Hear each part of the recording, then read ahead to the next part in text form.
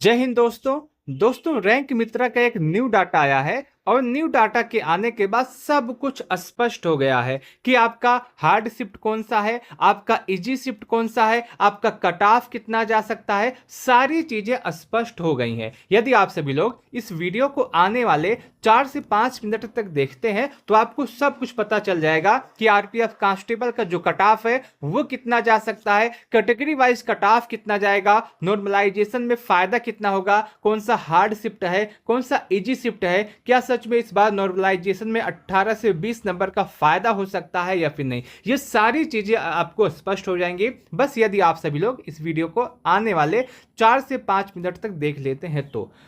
देखिए, अगर मैं इस डाटा की एनालिसिस करूं, रैंक मित्रा का जो न्यू डाटा आया है इसमें अभी तक 2,24,486 बच्चों ने अपना डाटा दिया है और इस डाटा में सारी चीजें स्पष्ट हो गई हैं। वीडियो की शुरुआत करने से पहले मैं आपको दो बात बता देना चाहता हूं। पहली बात कि आपकी जो टोटल वैकेंसी है वो 4,208 है। कितनी?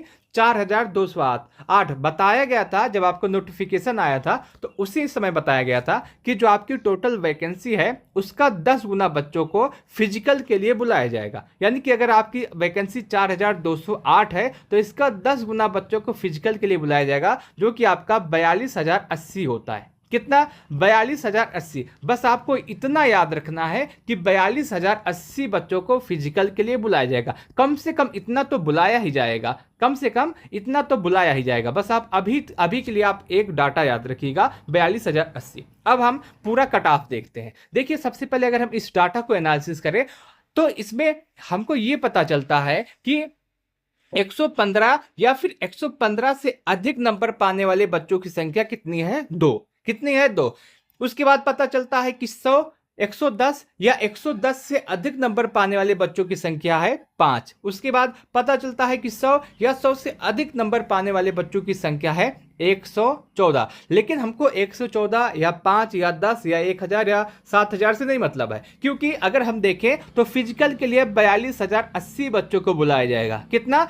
42,080 बच्चों को बुलाया जाएगा। तो हम ये देखते हैं कि 42,080 बच्चे होते हैं वो किस नंबर पे हमको मिलते हैं। अगर हम बात करें तो आप यहाँ पे 75 नंबर देख पा रहे होंगे। कितना? 75 नंबर।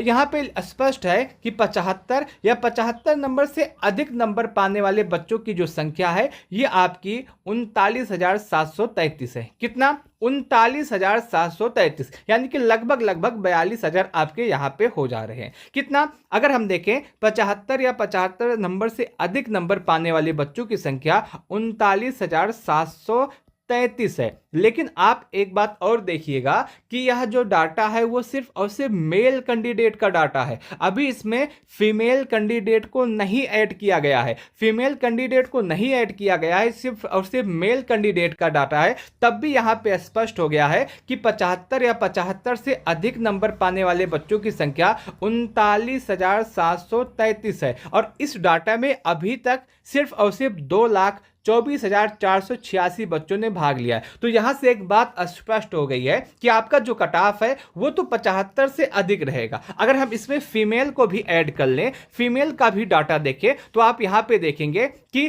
फीमेल में 115 नंबर या उससे अधिक पाने वाले बच्चों की संख्या नहीं है। 100, 110 या उससे अधिक पाने वाले बच्चों की संख्या नहीं है। लेकिन 100 या 100 से अधिक नंबर पाने वाले बच्चों की संख्या 4 है। उसके बाद अगर हम देखते हैं और थोड़ा सा नीचे जाएं तो यहां पे देख पा रहे होंगे कि 70 नंबर जो है, या फिर हम इसको 75 ऐड कर लें तो 75 नंबर या 75 नंबर से अधिक नंबर पाने वाले कैंडिडेट की संख्या 3,320 है। कितना? 3,320। और वहां पे हमने कितना देखा था कि 75 या 75 से अधिक नंबर पाने वाले बच्चों की संख्या कितनी है? 39,733। और फिजिकल के लिए बुलाया कितना जाएगा? 42,080। तो यहां पे आप बात समझ गए होंगे कि आपका जो कट ऑफ है वो 75 से तो अधिक रहेगा, उससे कम नहीं रहेगा। लेकिन सवाल यह है कि 75 से कितना अधिक रहेगा, हम इसी के विषय में बात करते हैं। लेकिन कट ऑफ को बताने से पहले आप सबके मन में बहुत ज्यादा सवाल होगा नॉर्मलाइजेशन को लेकर के कि आपका जो 36 शिफ्ट में एग्जाम हुआ है उसमें हार्ड शिफ्ट कौन सा है, इजी शिफ्ट कौन सा है, किसको कितना नॉर्मलाइजेशन में फायदा मिल सकता है। मैं आपको पहले से ही बता रहा हूं कि आपका जो 2 मार्च 2025 का दोपहर का शिफ्ट है ये अभी तक सबसे ज्यादा हार्ड शिफ्ट है रैंक मित्रा के अनुसार। क्या जो आपका 2 मार्च का दोपहर का शिफ्ट है ये सबसे ज्यादा हार्ड शिफ्ट है। दूसरे नंबर पे आपका 12 मार्च का मॉर्निंग का शिफ्ट आता है। तीसरे नंबर पे दोबारा से 12 मार्च का दोपहर का शिफ्ट आता है। चौथे नंबर पे आपका 2 मार्च का मॉर्निंग का शिफ्ट आता है। पांचवें नंबर पे आपका 17 मार्च का इवनिंग का शिफ्ट आता है। ये 5 शिफ्ट ऐसे हैं जो अभी तक जो डाटा मिला है उसमें सबसे ज्यादा हार्ड शिफ्ट ये आपके बन के उभरे हैं। अगर हम बात करें 5 सबसे इजी शिफ्ट के विषय में कि आपके 36 शिफ्ट में कौन सा सबसे इजी शिफ्ट है, तो अभी तक जो सबसे इजी शिफ्ट साबित हुआ है वो आपका 3 मार्च का इवनिंग का शिफ्ट है। 3 मार्च का जो इवनिंग का शिफ्ट है वो अभी तक सबसे इजी शिफ्ट माना गया है। उसके बाद जो 3 मार्च का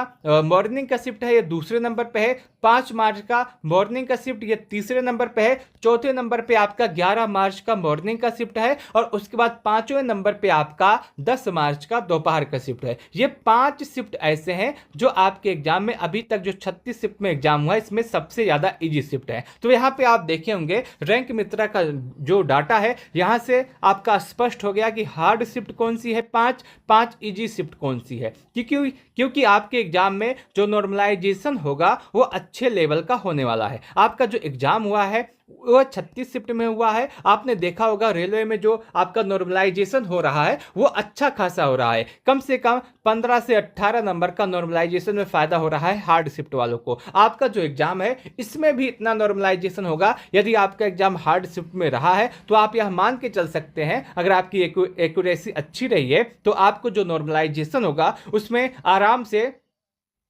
18 या फिर 15 से 18 नंबर का नॉर्मलाइजेशन मिल सकता है। कितना?